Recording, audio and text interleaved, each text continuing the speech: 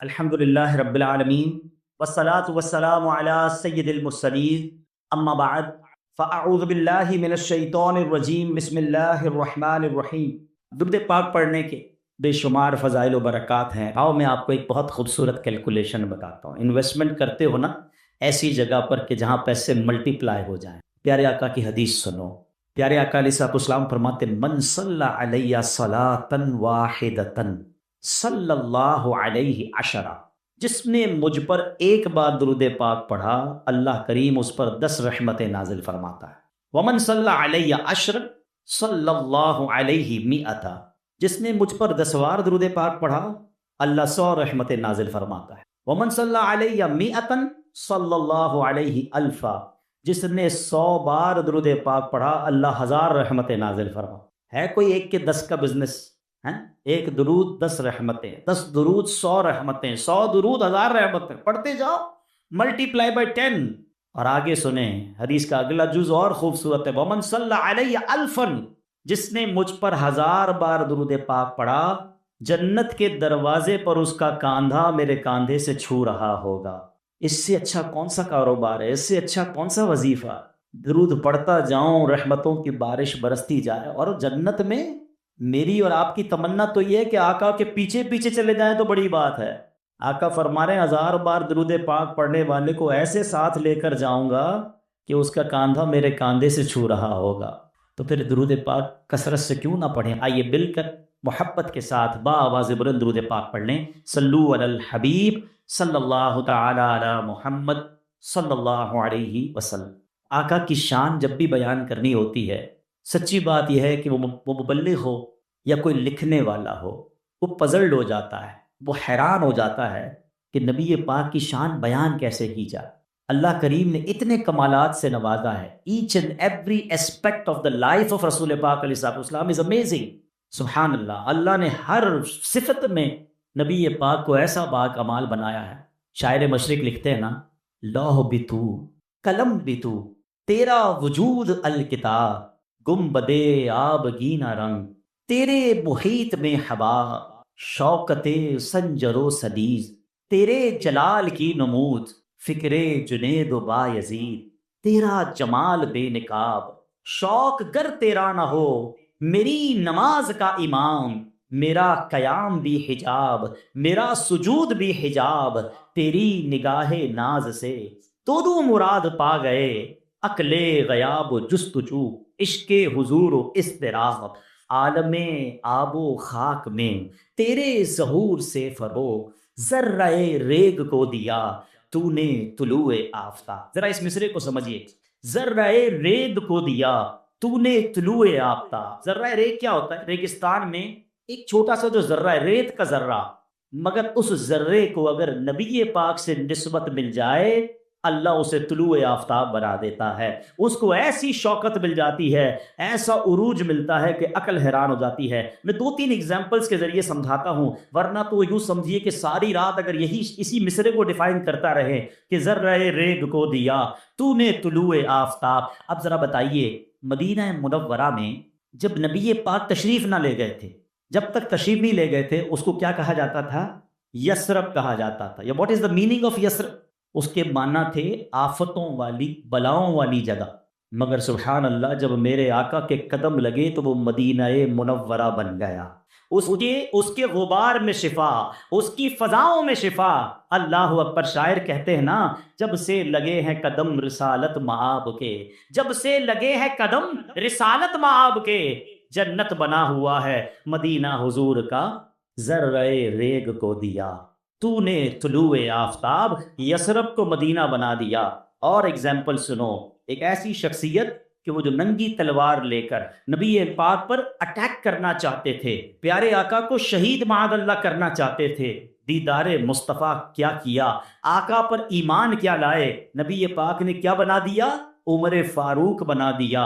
اور فرماتے میرے بعد کوئی نبی ہوتا تو عمر ہوتا، ذرہ ریگ کو دیا تو نے طلوع آفتاب، جس کو نسبت ملتی گئی، جو انٹیکٹ ہوتا گیا، وہ عروج پاتا گیا۔ چلو چلتے ہیں نبی پاک کی بچپن کی طرف۔ ابھی ولادت ہوئی ہے، مکے کے لوگوں کا دستور ہے کہ بچوں کو دودھ پلانے کے لیے ولیج میں بھیجا جاتا تھا، دائیوں کے سپرد کیا جاتا تھا۔ اس کی دو وجوہات تھیں، ایک تو ان کی نشو و نما فریش ایئر میں ہو جائے، اور عرب کے لوگوں کو اپنی زبان سے بڑا پیار تھا، وہ چاہتے تھے کہ بچے ولیج میں رہ کر پراپر عربک سیکھ سکیں۔ آپ دیکھیں کراچی شہر والوں کی اردو بھی عجیب و غریب ہو گئی، کیونکہ کئی قومیں سب شامل ہوتی ہیں، لینگویج جو ہے وہ ڈسٹرب ہو جاتی ہے۔ عرب کے لوگ یہ نہیں چاہتے تھے، وہ اپنے بچوں کو گاؤں بھیج دیا کرتے۔ اب میں ایک سوال پوچھنا چاہتا ہوں، آج سے 1450 سال پہلے کم و بیش مکہ پاک میں، عرب کے اس میدان میں کچھ دائیاں آئی تھی بچوں کو لینے کے لیے۔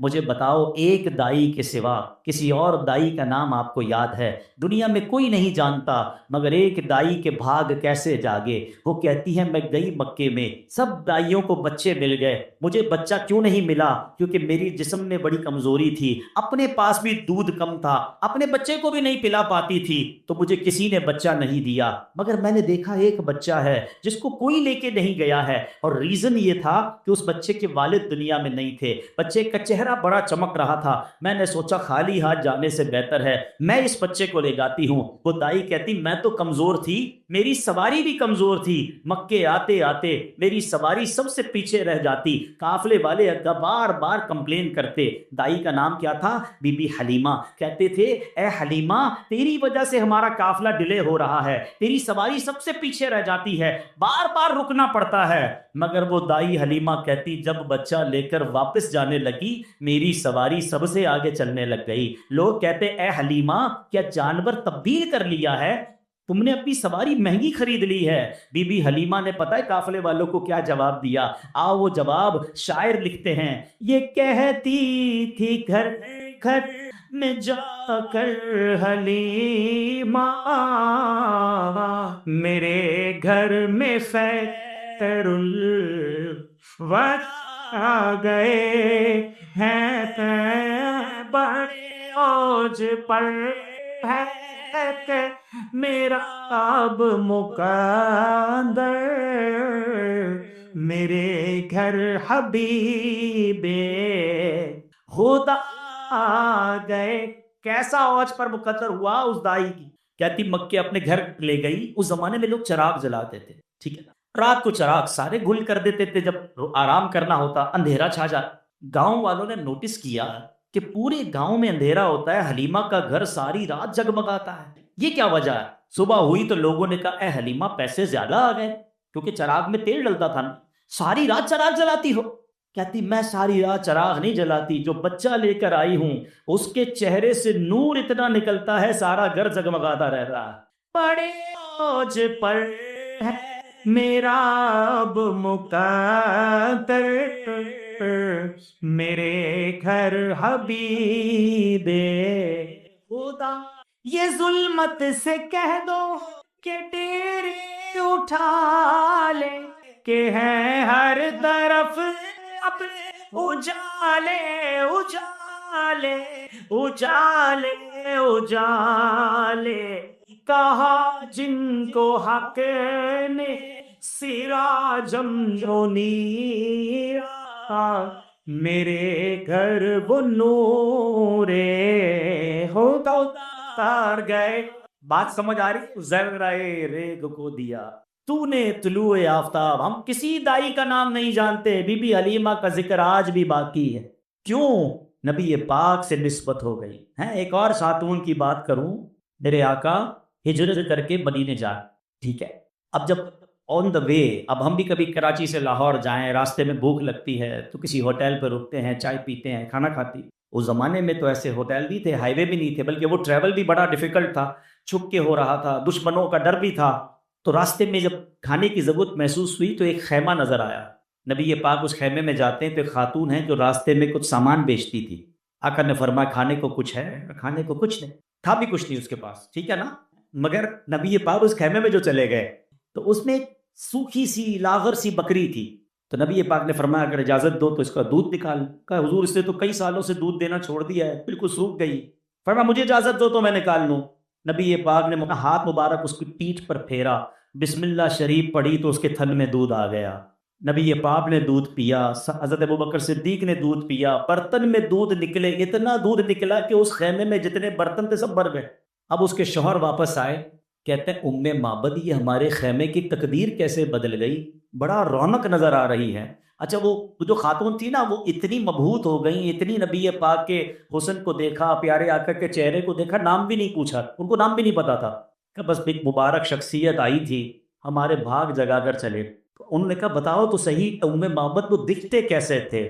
اللہ اکبر. اس خیمے والی نے نبی پاک کا جو حلیہ بیان کیا، موتیوں جیسے الفاظ بیان کیے.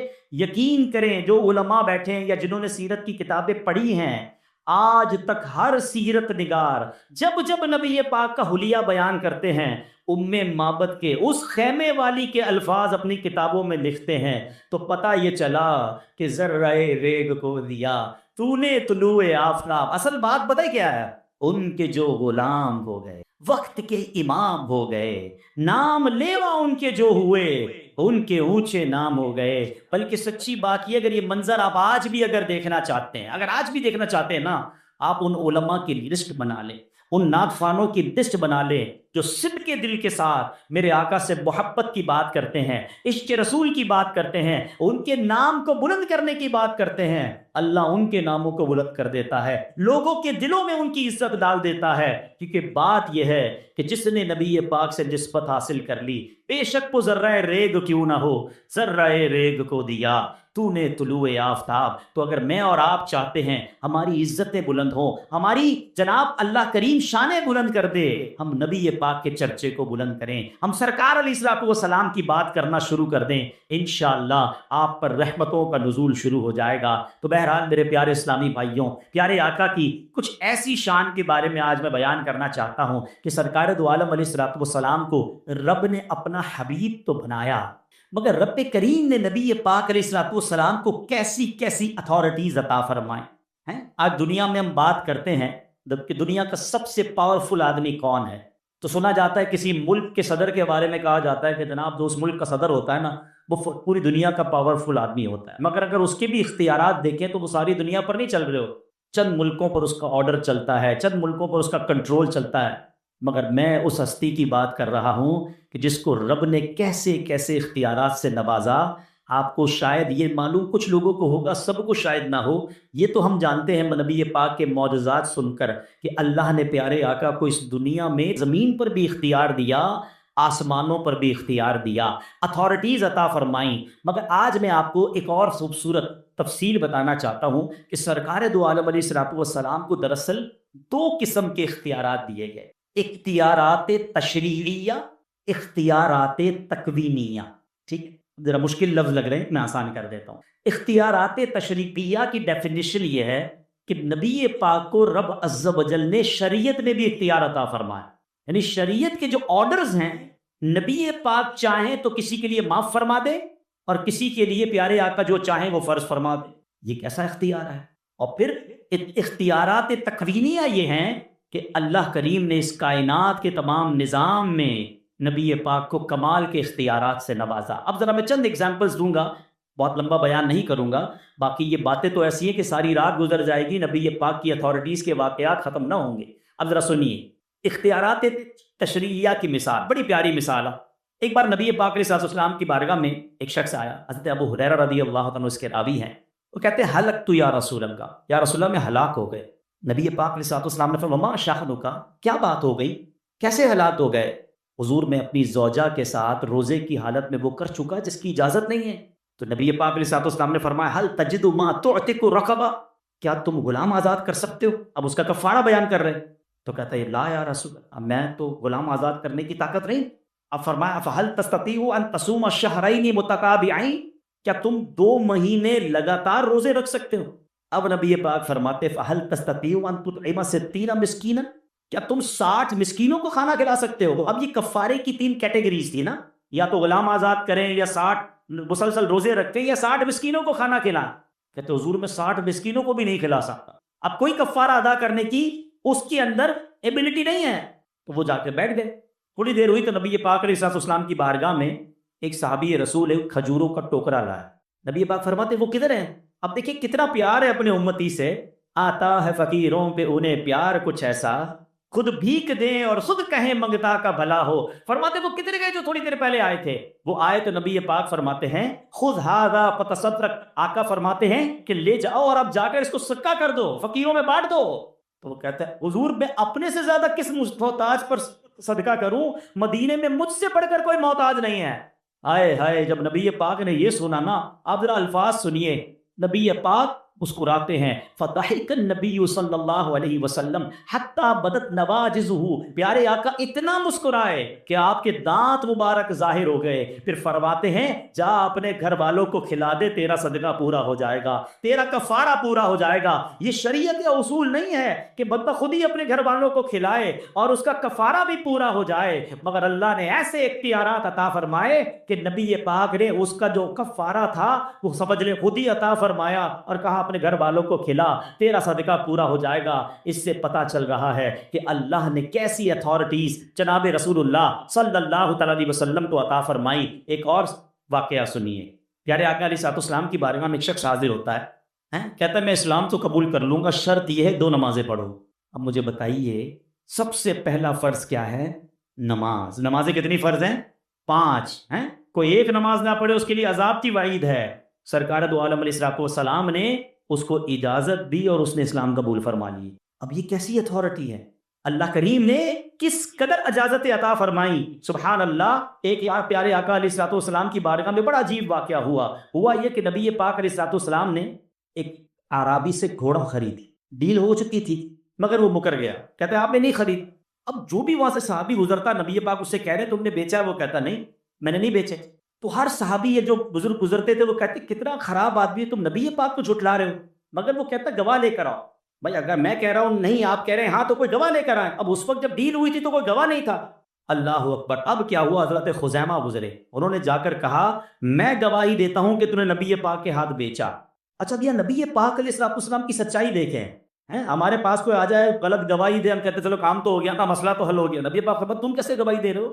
آپ تو تھے ہی نہیں جب یہ ڈیل ہوئی، اس وقت تو آپ موجود ہی نہیں تھے، آپ کیسے گواہی دے رہے ہیں؟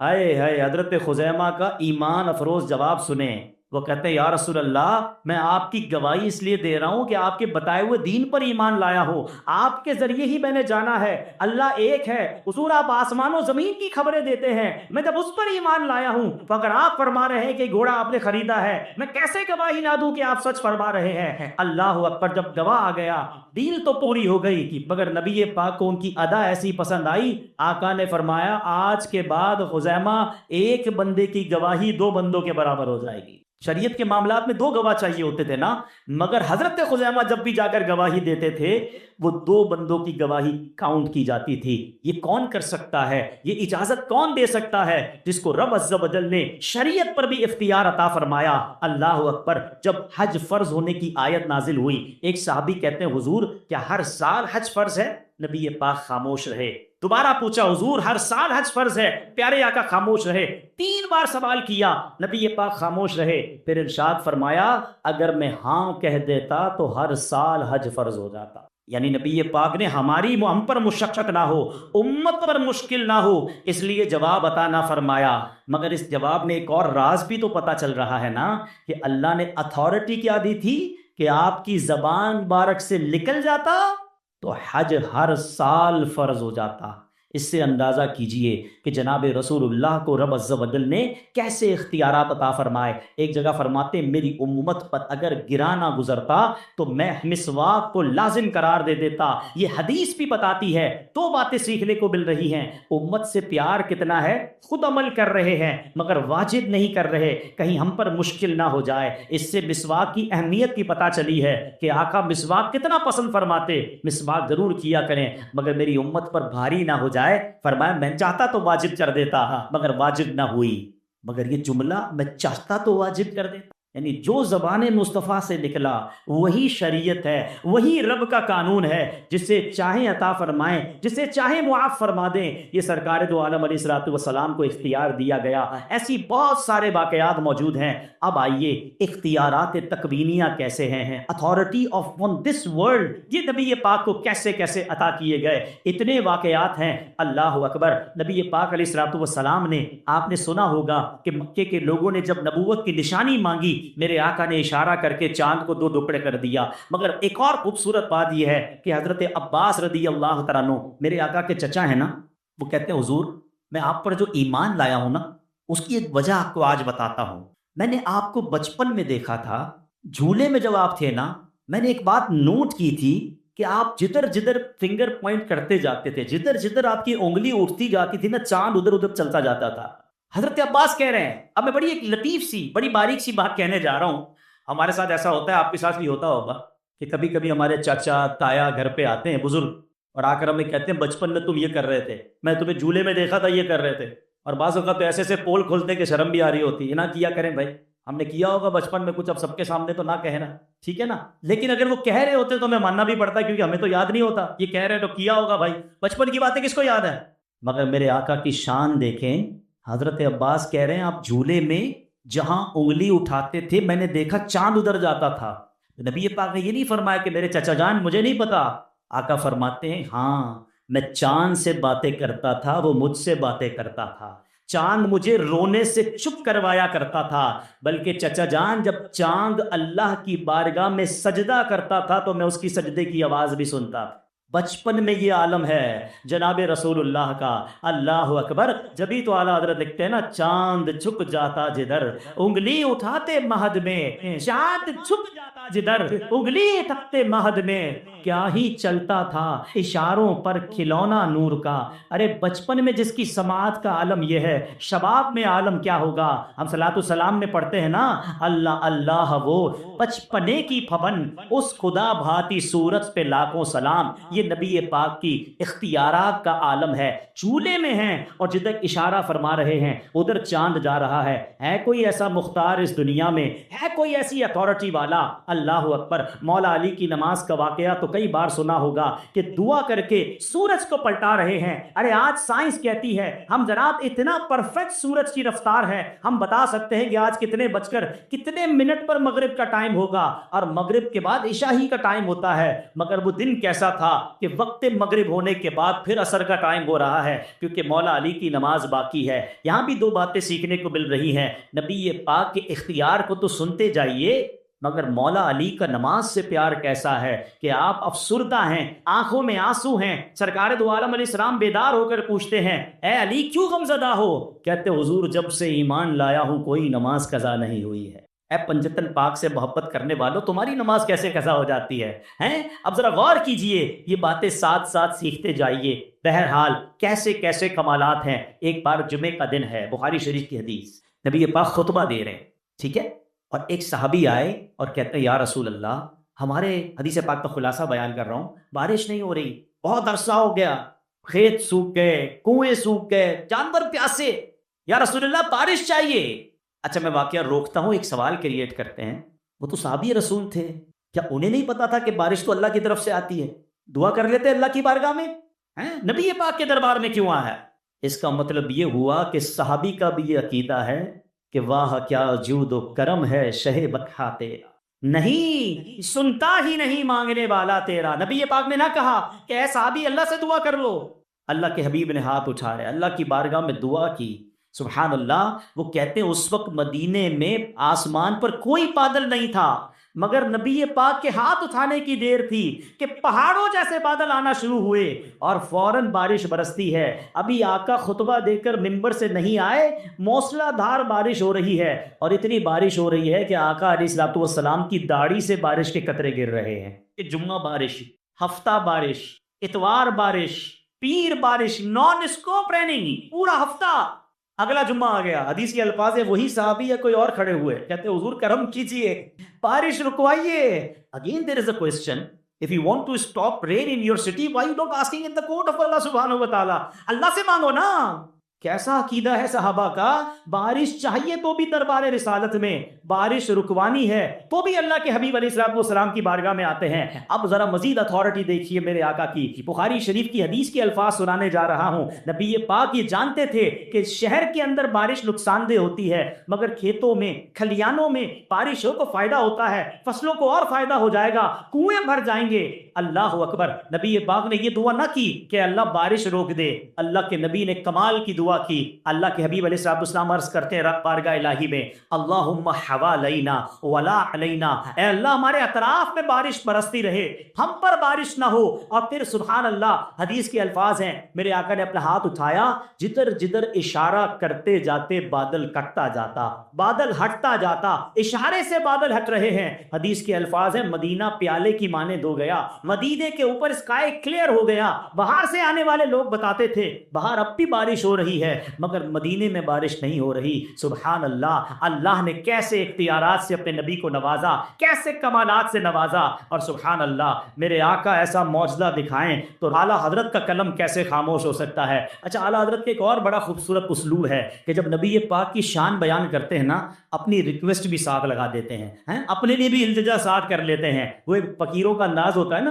کہ سخی کے دربار میں جائیں کہ اللہ سخی کی خیر فرمائے، اللہ سخی کے گھر کی خیر فرمائے تاکہ میرا بھی کام ہو جائے۔ سبحان اللہ، اعلیٰ حضرت کا دربار رسالت میں انداز دیکھیں، کہتے ہیں آقا جن کو سوئے آسمان پھیلا کے چل تھل بھر دیے، جن کو سوئے آسمان پھیلا کے جل تھل بھر دیے، صدقہ ان ہاتھوں کا پیارے ہم کو بھی درکار ہے۔ حضور، جو آپ نے ہاتھ اٹھا کر مدینے کو جل تھل کر دیا تھا، یا رسول اللہ ان ہاتھوں کا صدقہ ہمیں بھی عطا فرمائیے۔ اللہ نے کیسی کیسی اتھارٹیز سے نوازا سرکار دو عالم علیہ الصلوۃ والسلام کو۔ واقعات تو بہت سارے ہیں، ایمان تازہ ہو جاتا ہے۔ حدیبیہ کا موقع ہے، صحابہ پھر پیاسے ہیں، پھر پانی چاہیے، صحابہ آتے نبی پاک علیہ الصلوۃ والسلام کی بارگاہ میں، 1400 صحابہ ہیں، کہتے حضور وضو بھی کرنا ہے، پانی بھی پینا ہے، ہم بھی پیاسے، جانور بھی پیاسے، حضور پانی نہیں ہے، پانی لینا ہے کنواں ڈھونڈتے، پانی لینا ہے کسی اور جگہ جاتے۔ پھر نبی پاک کے دربار میں آئے ہیں، اللہ کے حبیب علیہ الصلوۃ والسلام فرماتے ہیں ایسا کرو،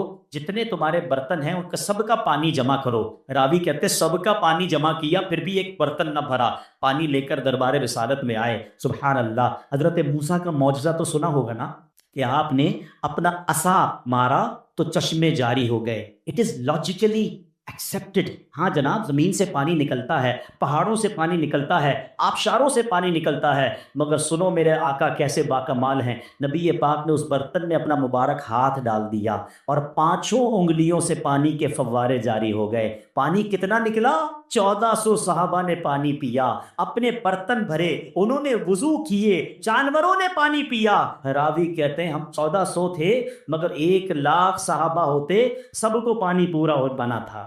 ہائے ہائے ہائے، بریلی کے تاجدار امام عشق و محبت اسی معجزے کی طرف اشارہ کرتے ہیں نا، فرماتے ہیں انگلیاں ہے فیض پر ٹوٹے ہے پیاسے جھوم کر، نتیاں پنجاب رحمت کی ہے جاری، واہ واہ اللہ اکبر۔ یہ شان ہے دربار رسالت صلی اللہ تعالی علیہ وسلم کی۔ ایک اور خوبصورت ڈبیٹ علماء کرتے ہیں، which is more sacred water in the world، ساری دنیا میں سب سے مبارک پانی کون سا؟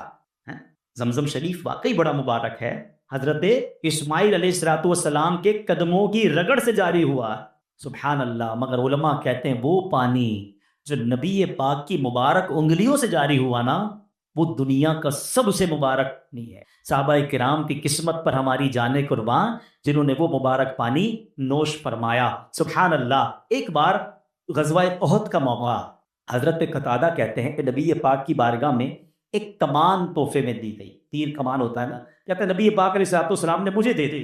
میں نے کیا کیا، پیارے آقا علیہ الصلوۃ والسلام کے ساتھ میں نے بھی تیر چلانا شروع کر، چلاتے چلاتے اس کا سرا ہی ٹوٹ گیا۔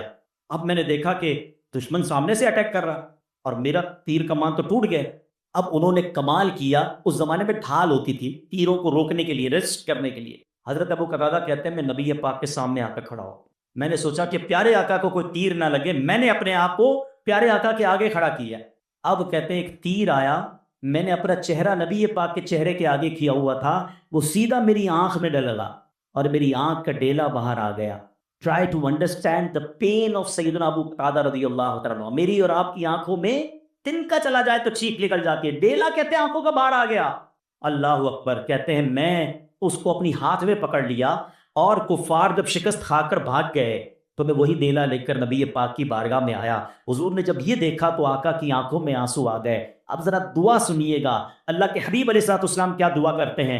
دعا کرتے ہیں، اے اللہ جس طرح قتادہ نے اپنے چہرے کے ذریعے تیرے نبی کی حفاظت کی، اسی طرح تو بھی اس کی حفاظت فرما، اور اس آنکھ کو دوسری آنکھ سے زیادہ خوبصورت اور تیز نظر والا بنا دے۔ حضرت ابو قتادہ کی اس آنکھ کو نبی پاک نے اپنے ہاتھ سے رکھا۔ وہ کہتے یہ وہ آنکھ جو باہر نکل آئی تھی پچھلی آنکھ سے زیادہ تیز اور اچھا دیکھنے والی بن گئی۔ یہ کیسا کمال ہے، یہ کیسی سرجری ہے۔ اور پھر صحابہ کا بلیف بھی دیکھیں کہ کسی ڈاکٹر کے پاس نہیں جا رہے ہیں، آنکھ باہر نکلتی ہے تو نبی پاک علیہ الصلوۃ والسلام کی بارگاہ میں آ جاتے ہیں۔ اللہ اکبر۔ ایک صحابی کے بارے میں آتا ہے، سیڑھیاں اتر رہے تھے، پیر پسلا، پنڈلی ٹوٹ گئی۔ پیر کی پنڈلی ٹوٹ جائے یہ بہت بڑا کریک ہوتا ہے اور بڑا آپریشن ریکوائرڈ ہوتا ہے، راڈ ڈلتی ہے۔ وہ صحابی کہتے ہیں میں نے کپڑے سے اس پیر کو باندھا، نبی پاک کی بارگاہ میں حاضر ہوا، آقا کو ماجرا سنایا، فرماتے اپنا پاؤں پھیلاؤ۔ میں نے اپنا پیر پھیلایا، سرکار دو عالم علیہ الصلوۃ والسلام نے اپنا دست کرم پھیر دیا، ایسا ہو گیا کہ سرے سے کوئی تکلیف ہی نہیں ہے۔ کہتے نبی پاک کے پاس اختیار نہیں ہے، نبی پاک کے پاس اتھارٹی۔ بخاری شریف کی حدیث میں نے آپ کو سنائی ہے، کتنی حدیثیں سناؤں جہاں پتہ چلے کہ سرکار دو عالم علیہ الصلوۃ والسلام کو رب نے کیسا با کمال بنایا۔ اب آؤ مزید ایمان تازہ کریں۔ پنجابی کا شعر سنتے ہو نا، تیرا خواہاں میں تیرے گیت گاواں یا رسول اللہ۔ لوگوں کو بعض اوقات پرابلم ہوتی ہے، یہ کیوں کہتے ہو کہ تیرا خواہاں؟ ہم جناب یہ شعر پڑھتے ہیں، کھاتے ہیں تیرے در کا، پیتے ہیں تیرے در کا، پانی ہے تیرا پانی، دانا ہے تیرا دانا۔ کچھ لوگوں کو کنفیوژن شروع ہو جاتی ہے، لگتا ہے حدیثوں کا علم نہیں ہے۔ آؤ حدیثیں سنو۔ سرکار دو عالم علیہ الصلوۃ والسلام فرماتے ہیں، صحیح بخاری کی حدیث ہے، ریفرنس چاہیے نا، آقا فرماتے انما انا قاسم واللہ یعطی، میں ہی تقسیم کرتا ہوں اور اللہ تعالی عطا فرماتا۔ کتنی واضح حدیث ہے۔ ایک اور جگہ فرماتے ہیں انما انا خازن، صحیح مسلم کی حدیث ہے، میں اللہ تعالیٰ کے خزانوں کا خزانچی ہوں۔ ایک اور بخاری کی حدیث سنو، اللہ کے حبیب فرماتے ہیں انما انا قاسم وخازن واللہ یعطی، میں ہی قاسم اور خازن ہوں، اللہ تعالیٰ عطا فرمانے والا ہے۔ تو پھر ہم کیوں نہ چوک ڈھونڈ کر پڑھیں کہ رب ہے معطی قاسم، رب ہے معطی، معطی دینے والا، قاسم تقسیم کرنے والا، رب ہے قاسم، رب ہے معطی، اور یہ ہے قاسم، رزق اس کا ہے کھلا دے، یہ ہے صلی اللہ علیہ وسلم، صلی اللہ علیہ وسلم، صلی اللہ علیہ۔ حضرت ابو ہریرہ کے پاس بڑی کمال کی ایک تھیلی تھی۔ آخری حدیث سن لو پھر بیان کو اینڈ کرتے ہیں۔ واقعات میں نے کہا نا بہت سارے ہیں، مگر یہ واقعہ میں نے سوچا کم سنایا جاتا ہے، ورنہ اب تو مجھے سیدنا ابو ہریرہ کا وہ دودھ کا پیالہ بھی یاد آ رہا تھا، نبی پاک کے اور بھی بڑے معجزات یاد آ رہے تھے، مگر آج یہ واقعہ سنو۔ حضرت ابو ہریرہ رضی اللہ تعالیٰ عنہ کہتے ہیں کہ ایک بار لڑائی کا موقع تھا، تو لشکر جو ہمارے صحابہ ساتھ تھے، کھانے کی کمی تھی، تو نبی پاک نے مجھ سے فرمایا اے ابو ہریرہ کھانے کو کچھ ہے؟ تو میں نے اس کی اردو، میرے تھیلے میں کچھ کھجوریں ہیں، فرمایا لے آؤ۔ میں لے کر آیا تو کہا دسترخوان لاؤ، دسترخوان لایا، آقا نے فرمایا تھیلا اس پہ کھول کے اونڈیل کو، میں نے تھیلا کھول کے اونڈیلا، کہتے وہ 21 دانے تھے، کاؤنٹ بھی کر لیے انہیں، کھجوریں کتنی تھی؟ 21۔ نبی پاک نے ایک کھجور کو اپنے ہاتھ میں لیا اور بسم اللہ پڑھا، ایک ایک کھجور لیتے گئے، بسم اللہ پڑھتے گئے، ساری کھجوریں نبی پاک کے مبارک ہاتھ میں آ گئیں۔ اب نبی پاک نے فرمایا کہ فلاں اور ان کے ساتھیوں کو بلاؤ، کہتے وہ آئے، انہوں نے کھانا کھایا، پیٹ بھر کر چلے۔ نبی پاک نے فرمایا اوروں کو لاؤ، کھجوریں آقا نے رکھ دی، فرمایا بلاتے رہو، ایک ایک گروپ آتا گیا، کھانا کھاتا گیا، سب نے کھانا کھا لیا پیٹ بھر کے، کھجوریں بچ گئیں۔ نبی پاک علیہ الصلوۃ والسلام نے فرمایا بیٹھو۔ حضرت ابو ہریرہ کہتے ہیں میں بیٹھ گیا، اب پیارے آقا علیہ الصلوۃ والسلام موجود ہیں اور میں موجود ہوں، کہتے فرمایا اب کھاؤ۔ میں نے بھی کھایا، نبی پاک نے بھی وہ کھجوریں کھائیں، کھجوریں پھر دسترخوان پر موجود ہیں۔ آقا نے فرمایا وہ تھیلا واپس لاؤ، تھیلے میں کھجوریں ڈالی، فرمایا اے ابو ہریرہ جب جب چاہیے اس میں سے کھجوریں نکالتے رہنا، اونڈیلنا نہیں اس تھیلے کو، الٹا مت کرنا۔ کہتے میں جتنی کھجوریں جب چاہیے ہوتی ہاتھ ڈالتا، نکالتا رہتا، تقسیم کرتا رہتا، کہتے 50 وسق کھجوریں میں نے راہ خدا میں دی ہوں گی۔ حضرت عثمان غنی کے دور تک میں نے وہ تھیلا سنبھال کے رکھا، جب کھجوریں چاہیے ہوتی ہاتھ ڈالتا بانٹتا رہتا۔ حضرت عثمان غنی کے دور میں وہ جو تھیلی تھی مجھ سے کہیں گم ہو گئی، ورنہ یہ برکتیں میرے ساتھ رہتی۔ اللہ اکبر، کیسی کمال کے میرے آقا ہیں، اللہ نے کیسے کیسے خزانوں کا مالک بنایا۔ جبھی تو ہم کہتے ہیں کہ وہ خدا نے ہے مرتبہ تجھ کو دیا، نہ کسی کو ملے نہ کسی کو ملا، کہ کلام مجید نے کھائی شہا، تیرے شہر و کلام و بقا کی قسم۔ تو اے میرے پیارے اسلامی بھائیوں، اس طرح کے واقعات جب ہم سنتے ہیں ہماری محبت میں اور اضافہ ہوتا ہے، نبی پاک کی عزت ہمارے دلوں میں اور بڑھ جاتی ہے۔ یہ واقعات خود بھی سننے چاہیے، اپنے بچوں کو بھی سنانے چاہیے، کیونکہ پلاننگ یہ کی جا رہی ہے، ان لوگوں کو دوسری طرف سے سازش یہ کی جا رہی ہے کہ کسی طرح مسلمانوں کے دلوں سے ان کے نبی کی تعظیم، احترام اور محبت کو کم کیا جائے۔ تو ہمارا کام یہ ہے کہ یہ ذکر اور کرتے رہیں، اپنے دلوں میں محبت رسول کو اور بڑھنے دیں۔ اب یہاں آخری بات، میسج آف ٹوڈیز بیان۔ آپ کو پتہ ہے کہ نبی پاک علیہ الصلوۃ والسلام تو سب سے باکمال ہیں، سب سے اعلیٰ و اولیٰ ہیں، اور ہم ان کے صدقے ہمیں کیا ملا ہے؟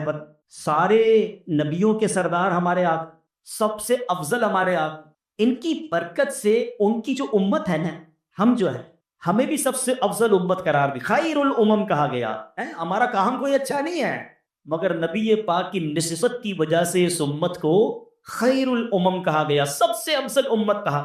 اور آپ کو پتہ ہے قیامت کے دن ہمیں کیا کیا ملے؟ پہلے تو علماء نے ایک بڑی خوبصورت ڈیبیٹ کی کہ پچھلی امتوں کی تو عمریں 200 سال 300 سال ہوتی تھی، اس امت کی جو ایوریج عمر ہے وہ 60-70 سال، یہ کیوں؟ ہماری عمریں کم کیوں ہیں؟ اچھا، پھر دوسرا سوال ایک کوشچن بنتا ہے کہ اس امت کو سب سے آخر میں کیوں لایا گیا؟ سبحان اللہ، دونوں کی بڑی پیاری عشق والی وجہ علماء بیان کرتے ہیں۔ فرماتے جب قرآن پڑھتے ہو، ہم قرآن پڑھتے ہیں تو پچھلے نبیوں کی امت کے عیب ہمارے سامنے آتے نہیں آتے؟ حضرت موسیٰ کی قوم نے کیا مسٹیکس کی، حضرت عیسیٰ کی قوم نے کیا مسٹیکس کی، ان پر عذاب آئے، حضرت لوط کی قوم نے کیا کیا، کتنے بڑے بڑے گناہ کیے، وہ سارے ہم پڑھ رہے ہیں، قرآن میں واقعات موجود ہیں۔ فرمایا میرے محبوب کی امت سب سے آخر میں آئے، اس کا پردہ رہے، کوئی اور امت جان نہ سکے ان کے عیب کیا۔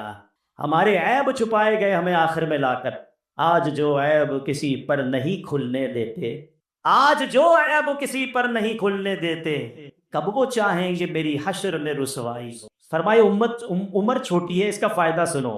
انسان کی اگر ایوریج ایئر 60-70 سال ہے، 15 سال تو نابالغی کے نکل گئے، اس کا تو حساب ہی نہیں ہے۔ اگر 8 گھنٹے ایوریج سوتا ہے تو 20 سال نیند میں گزر گئے۔ اب میری امت کو 15-20 سال کا جواب دینا پڑے گا، باقی امتوں کو 100-200 سال کا جواب دینا آسانی سے گزر جائے۔ مگر کمال یہ ہے کہ محشر کے دن آئے ہم سب سے آخر میں ہیں، مگر سب سے پہلے حساب اس امت کا لیا جائے تاکہ یہ سب سے پہلے فارغ ہو جائیں۔ اور سبحان اللہ، جب تک نبی پاک اور ان کی امت جنت میں داخل نہ ہوگی، کوئی اور امت جنت میں داخل نہ ہو سکے۔ سیدی اعلیٰ حضرت کا شعر ہے نا، جائیں نہ جب تک غلام خلد ہے سب پر حرام، جائیں نہ جب تک غلام خلد ہے سب پر حرام، ملک تو ہے آپ کا تم پہ کروڑوں ہی درود۔ تو جناب اتنی بڑی مہربانی ہم پر ہو گئی، ہم نے اس کے لیے کوئی اسٹرگل کی، کوئی کوشش کی؟ ایسا ہے ہمیں سے کوئی جس نے اللہ سے مانگا ہو یا اللہ ہمیں نبی پاک کا امتی بنانا، حضرت عیسیٰ کا حضرت موسیٰ کا امتی نہ بنا دینا، آخری نبی کا امتی بنانا، without any asking, without any struggle, ہمیں بن مانگے اتنی بڑی نعمت مل گئی۔ کتنی بڑی نعمت! حضرت موسیٰ ایک بار تورات پڑھ رہے تھے، پڑھتے پڑھتے انہوں نے پڑھا کہ ایک ایسی امت ہوگی جس کے یہ فائدے، جس کے یہ کمالات، جس کے یہ فضائل۔ آپ نے کہا یا اللہ یہ امت میری امت کر دے۔ کہا اے موسیٰ یہ امت میرے آخری نبی کی امت ہے۔ کہا یا اللہ پھر مجھے بھی آخری نبی کا امتی بنا کے۔ کلیم اللہ تمنا کر رہے ہیں اس امت میں داخل ہونے کا، اور ہمیں بن مانگے بنا دیا گیا۔ مگر کوئی رسپانسبلٹی بنتی ہے کہ نہیں؟ اگر آپ کو بن مانگے کوئی بڑا انعام دے دیا جائے تو کوئی تو تھینکس گیونگ بنتا ہے نا، کوئی تو شکرانہ بنتا ہے، کوئی تو ذمہ داری بنتی ہے کہ یار بن مانگے اتنی بڑی ذمہ داری، اتنا بڑا ریوارڈ۔ اب اے امتیوں، کم از کم یہ تو ہماری ذمہ داری بنتی ہے کہ ہم کم از کم ایسے امتی تو بن جائیں کہ مجھے دیکھ کر کوئی کہے کہ امتی ایسا ہے تو آقا کیسے ہو، امتی اتنا سچا ہے تو اس کے نبی کیسے صادق ہوں گے، امتی اتنا امانت دار ہے اس کے آقا کیسے امین ہوں گے، امتی کی اخلاق اتنے اچھے ہیں تو نبی پاک کے اخلاق کیسے ہوں گے۔ مگر انفارچونیٹلی اس کا الٹ ہوتا جا رہا۔ آج امت کو دیکھ کر لوگ اسلام کو برا بھلا کہہ رہے ہیں، آج ہم مسلمان آپس میں کاروبار کرنے میں ڈر رہے ہیں. آج مسلمان کے وعدوں پر یقین نہیں آ رہا ہوتا کہ یار یہ بات جو کر رہا ہے سچ کہہ رہا ہے کہ نہیں کہہ رہا, میں پیسے دوں گا ٹائم پہ ملیں گے نہیں ملیں گے. ہم اپنے ملک کی یا مسلم ملک کی پروڈکٹ خریدنے میں ڈر رہے ہوتے ہیں. ہم کہتے ہیں میڈ ان پاکستان نہیں, فلاں میڈ ان ملک کی لو یار, وہ سچا بولتے ہیں. کیا یہ نبی پاک کی تعلیمات تھی؟ اب سوچے کہاں جا رہے ہیں. یہ تو ذمہ داری لو نا یار, کہ میں کم از کم امتی تو سچا بن کے بتاؤں. بن مانگے اللہ نے اتنا بڑا احسان کیا, میری خوش قسمتی میں تیرا امتی, تو کجا من کجا نات میں تو پڑھتے ہیں, مگر اس خوش قسمتی کا کوئی تو رسپانسبلٹی ہم لینا. جب ایسی باتیں ہوتی ہیں نا بیان میں, اب شیطان بھی تو اپنا کام کر رہا ہوگا, وہ دماغ پہ یہ بات ڈالے گا یار یہ مولانا صاحب باتیں تو بڑی بڑی کر رہے ہیں, سارے ہی جھوٹ بولتے ہیں, سارے ہی ملاوٹ کرتے ہیں, سارے ہی دھوکہ دیتے ہیں, میں اکیلا کیا کروں گا. مجھے سب کی قبر میں نہیں جانا, اپنا فیصلہ خود کرے, اپنے حصے کا چراغ تو جلاؤ نا. میں قبر میں جاؤں, مجھے قبر میں اکیلے جانا ہے سب کے ساتھ جانا ہے؟ جب مجھے اکیلے جانا ہے اپنی قبر میں خود جواب دینا ہے, نبی پاک کا دیدار بھی ہوگا قبر میں, تو میں وہاں جا کر کہہ تو سکوں کہ یا رسول اللہ میں اپنے حصے کا چراغ جلا, میں سچ بول کر آیا, میں امانت داری سے آیا, حضور میں نے آپ کے دین کی کچھ خدمت کی ہے, میں اسلام کے نام کو بلند کرنے کی کوشش کی, میں نے اسلام کے نام کو روشن کرنے کے لیے کچھ کام کیا. ایک بات تو آج نیت کر کے جانا ہے کہ یار اگر میں اسلام کا نام روشن نہیں کر سکتا کم از کم بدنام تو نہ کرو. ہونا تو یہ چاہیے کہ نبی پاک کے پرچم تو ساری دنیا میں ہم مل کر بلند کریں. وہ دن پھر آ سکتے ہیں. پہلے ایسے دن تھے کہ صحابہ کرام کو, اولیاء کرام کو دیکھ کر لوگ مسلمان ہوتے تھے, ان کو بولنا نہیں پڑتا تھا, چہرہ دیکھ کر لوگ مسلمان ہو جاتے تھے. ان کے پڑوس میں رہنے آتے تھے, پڑوسی کی اخلاق دیکھ کر مسلمان ہو جاتے تھے, ان سے بزنس کرتے تھے, بزنس کرتے کرتے اسلام قبول کر لیتے تھے. کیا ہمارے پڑوس میں آ کر کوئی غیر مسلم مسلمان ہو جائے؟ ہمارا تو اپنا مسلمان پڑوسی پریشان ہے ہم سے, ہم کہتے ہیں بیڑا غرق ہوتا ہو تو اس کا ہو جائے, ہمارا کام سیدھا ہونا چاہیے. نہیں, یہ اسلام نہیں ہے. اللہ کرے دل میں اتر جائے میری بات. نیت کیجئے, آج نیت کرنے کے بس آج کے بعد ہماری کوئی نماز قضا نہیں. The best gift which you have to give to رسول پاک علیہ السلام, نبی پاک کو بہترین تحفہ اگر آپ دینا چاہتے ہیں نا, وہ خود فرماتے ہیں جعلت قرۃ عینی فی الصلاۃ, نماز میں میری آنکھوں کی ٹھنڈک. میں کیسا امتی ہوں کہ نبی پاک کی آنکھوں کی ٹھنڈک نماز قضا کر دے. کسی بھی صورت میں میری نماز قضا نہیں ہونی چاہیے. آج طے کر لو, سفر ہو, ٹریول ہو, گھر پہ ہو, کاروبار پہ ہو, کچھ بھی ہو جائے, نماز کا ٹائم ہو میری نماز پہلے پڑھیں گے انشاءاللہ. نماز کی نیت کریں, اپنی زندگی میں بدلاؤ لائیں, پھر دیکھیں وہ ہم اپنے کہتے ہیں ہم ایک قدم بڑھائیں گے نا اللہ کی طرف, اللہ کی رحمت کی طرف, وہ 10 قدم بڑھ کر رحمت ہماری طرف آئے, کام آسان ہوتے چلے جائیں گے. الحمدللہ ایسی پیاری باتیں دعوت اسلامی کے اس پیارے ماحول میں سکھائی جاتی ہیں. دعوت اسلامی کی اگر اسی طرح اجتماعات میں آتے رہیں گے, بیانات سنتے رہیں گے, مدنی چینل دیکھتے رہیں گے, تو عشق رسول میں اضافہ ہوگا, نبی پاک سے محبت میں اضافہ ہوگا. آمین بجاہ النبی امین صلی اللہ علیہ وسلم.